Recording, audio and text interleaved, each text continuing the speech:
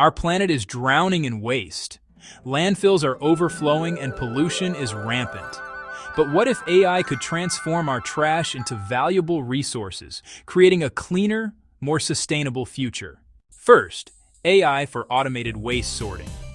Robotic arms equipped with computer vision AI can rapidly identify and sort different types of waste: plastics, metals, paper, organic materials, with incredible accuracy.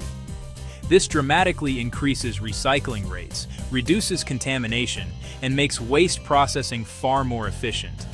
It's turning recycling into a high-tech operation. Second, AI for optimized collection.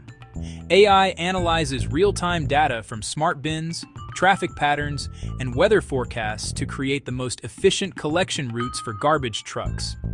This reduces fuel consumption, lowers emissions, and minimizes operational costs, making waste collection greener and more economical.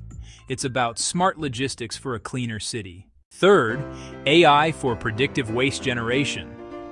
AI analyzes consumption patterns and demographic data to predict future waste volumes, allowing cities to plan infrastructure more effectively.